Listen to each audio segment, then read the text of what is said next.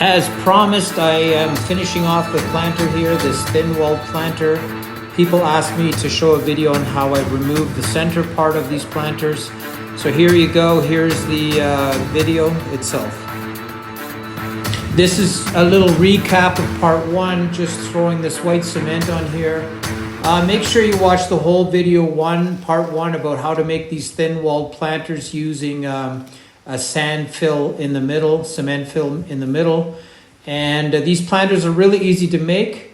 It's a good learning curve for everyone. It gets you better in the cement process. And these planters are valuable in any garden, so make sure to learn how to make them.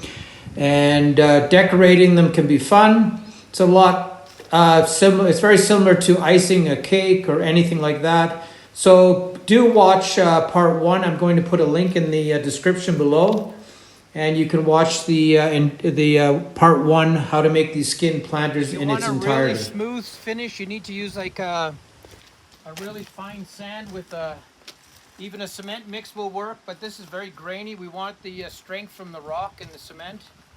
This will last and survive freeze-thaw cycles easily.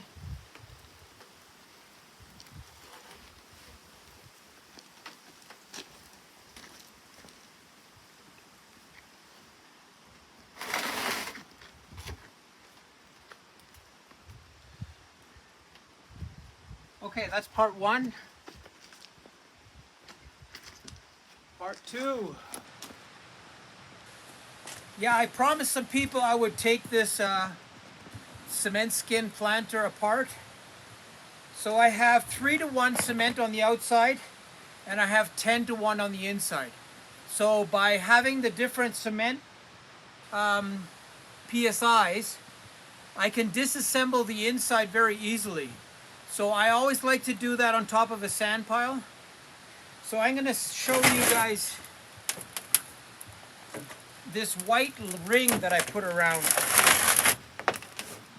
See, it's already falling apart on me here, the inside. So this is the white ring I'm talking about. I always put white cement there, and it looks like this planter split in half, especially if I stain this with a darker color. So I'm going to move it over to a sand pile.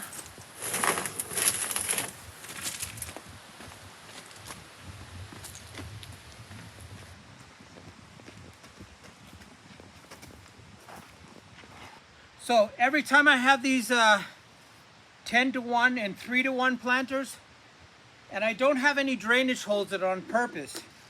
So what I do is I fill this up with water. It's so porous that the water will disappear into the pores of the cement because it's so aerated. And this makes the process of getting this out super easy by adding that water.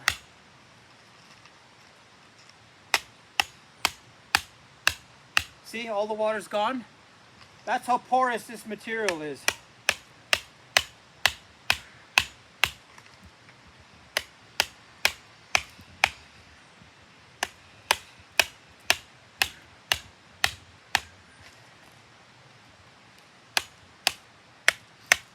And this cement can be reused, not a problem.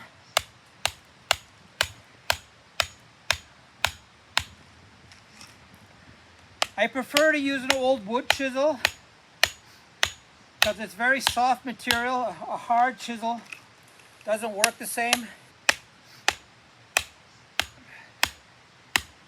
Okay, I'm going to time myself. You don't need to watch me taking this out. I'm going to time it and see how long it takes.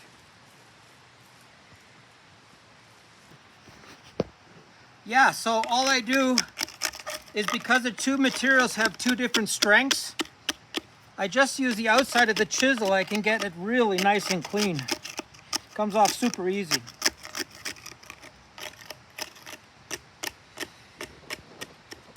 And then I just throw it over, and then all the material comes out. I'm going to soak it again.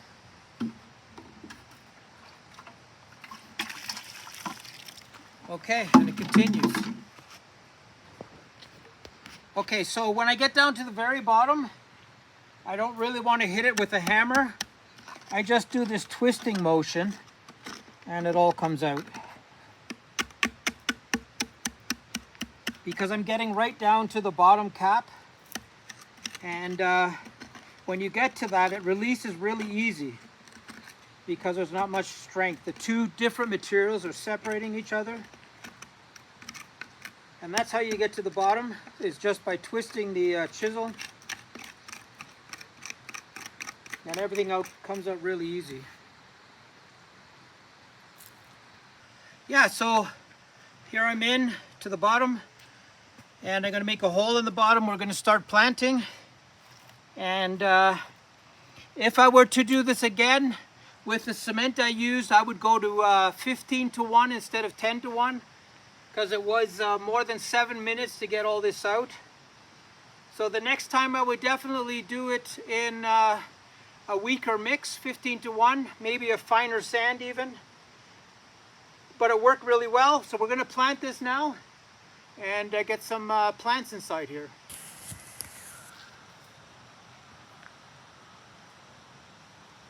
Yeah? Least.